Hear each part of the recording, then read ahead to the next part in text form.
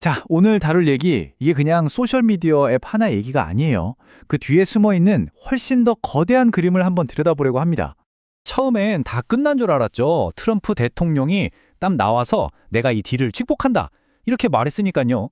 미국에서 틱톡을 살리기 위해 오라클이랑 손을 잡는다, 뭐 이런 내용이었는데 이게 딱 발표가 됐단 말이죠. 자, 그리고 보세요. 시장 반응이요. 이게 진짜 기가 막힙니다.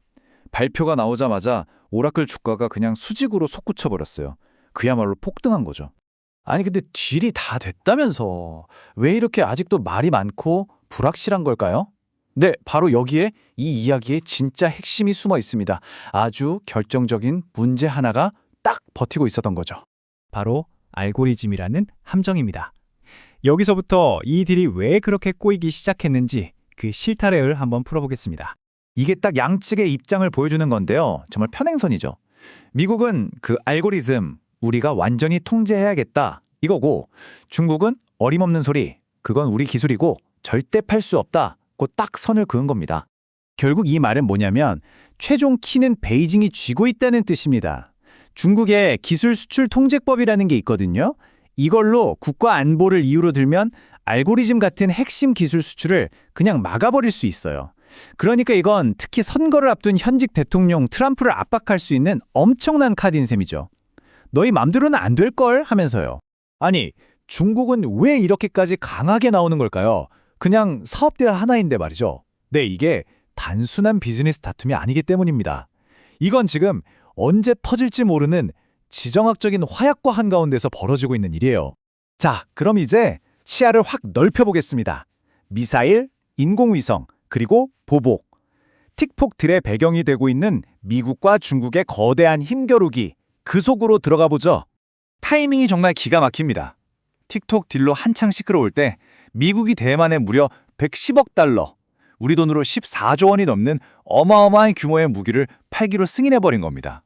중국이 가만히 있었을까요? 당연히 아니죠. 바로 주권에 대한 중대한 침해라면서 강력하게 반발했습니다. 이건 사실상 두고 보자, 우리도 가만히 있지 않겠다는 신호였고, 틱톡 딜을 보복 카드로 쓸 아주 좋은 명분을 만들어준 셈이죠. 이게 그냥 말로만 싸우는 수준이 아니에요.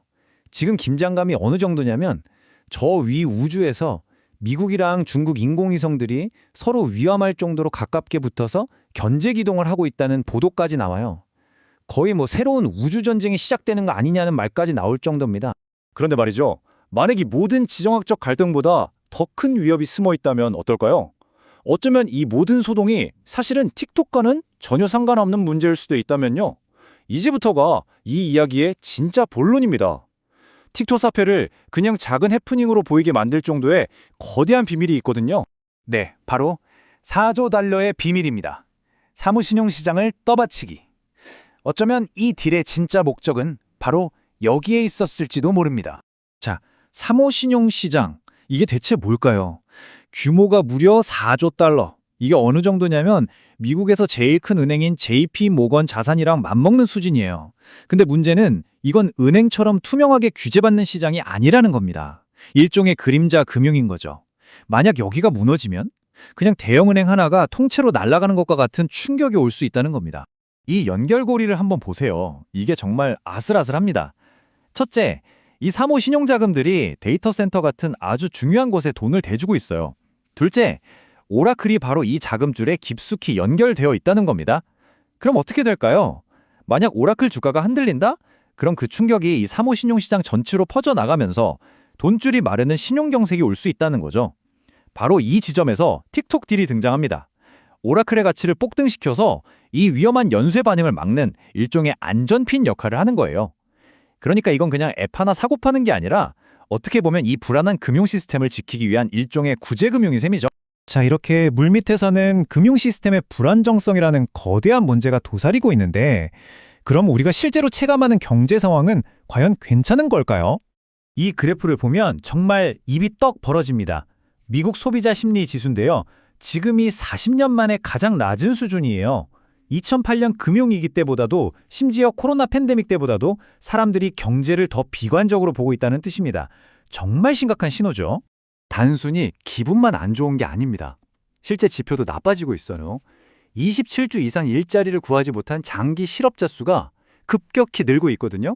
이건 역사적으로 봤을 때 경기 침체가 코앞에 닥쳤다는 아주 강력한 경고 신호 중 하나입니다. 그런데도 시장은 어때요? 지금 당장 틱톡딜이 성사됐다는 소식에 그저 환호하고 있죠. 맹목적으로 낙관적이다라는 표현이 딱 맞습니다. 눈앞의 호재에만 집중하느라 그 밑에서 끓어오르고 있는 진짜 근본적인 위험은 애써 외면하고 있는 것처럼 보입니다. 그래서 마지막으로 이런 질문을 던지게 됩니다. 시장은 지금 앱 하나를 구하기 위한 딜에 환호하고 있어요. 하지만 만약 이 모든 금융 시스템이 사실은 아주 위태로운 카드집 위에 세워져 있는 거라면 어떨까요? 이 낙관론이 사라지고 모두가 진짜 현실을 마주하게 될 때 과연 그 카드집은 버틸 수 있을까요?